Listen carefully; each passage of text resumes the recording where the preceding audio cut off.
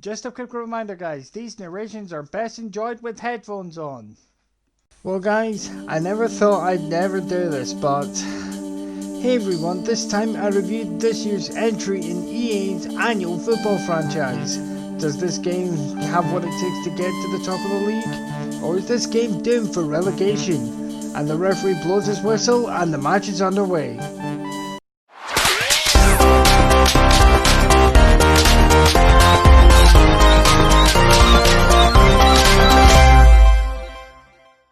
Right guys, before you guys dumb down the video or worse unsubscribe, hear me out. When I went into my local game to let them know that the blog update about the merger between Xbox Game Pass Ultimate and EA Play, Craig FUT Hogg persuaded me to sign and sorry, I got a bad lung here. Xbox Series X pre-order priority list. Of course, I fell for it, hook, line and sinker. It was actually an agreement that I would review this game.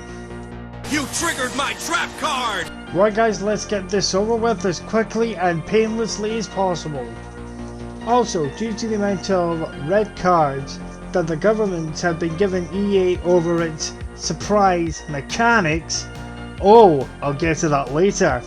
The game will receive an automatic 25% penalty.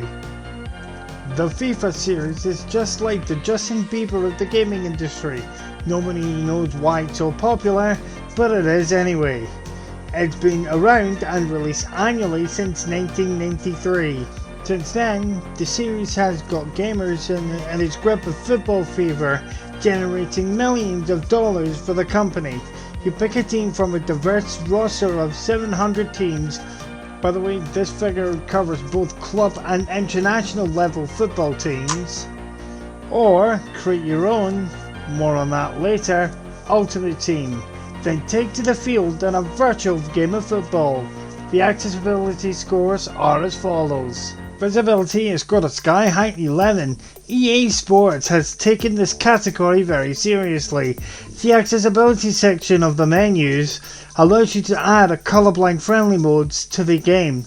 Also, you can enable enlarged icons which appear over the player you are currently controlling's head. Also, before you enter a match, you can customize your team's kits so a colorblind player can play this game with minimal issues. Audibility, I also give it 10.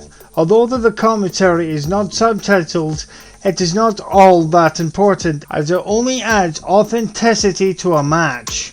In the Vault of Football story mode, all dialogue is subtitled so a hearing impaired player can play this game with no issues.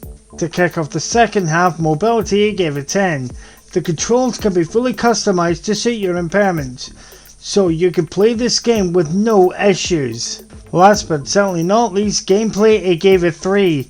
The lowest score I have given for the gameplay section for a very long time. And here's why. Last time I played a FIFA game was FIFA 16. Has it changed since then? Not a lot. Gameplay wise, it's practically the same game. Here's why the gameplay section has taken such a severe hit. Loot boxes. I've talked about it during my review of Battlefront 2, I'll say it again. Loot boxes are the scum of the industry as a whole. You pay X amount of money for X amount of FIFA points.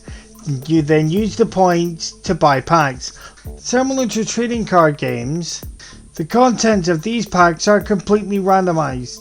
To me, well, that's pretty much similar to how a slot machines you would normally see in casinos and arcades work. The game was given a PEGI rating of 3, and EA has been advertising FIFA points on toy shop websites. That's pretty much advertising simulated gambling to children. EA's greed has officially sunk to a new low. Certain people of the YouTube community like Yong Ye has described the sports games as casinos. In my opinion, this is indefensible and downright wrong in any form of ethics, as it poses the risk of people gaining a gambling addiction from a very early age. Answer me this, guys. Would you allow your 4-year-old son or daughter to play a slot machine in a local arcade? If so, how can you justify putting your son or daughter at risk of getting a gambling addiction from a very early age? In summary, FIFA 21 is the same old game as it has been for decades, with the odd feature here and there. The loot box system, which is next to impossible to ignore, is the definition of predatory. The only way to get a decent player in Ultimate Team is through loot boxes. That aside, the game is perfectly suitable for a disabled person, which is a downright shame.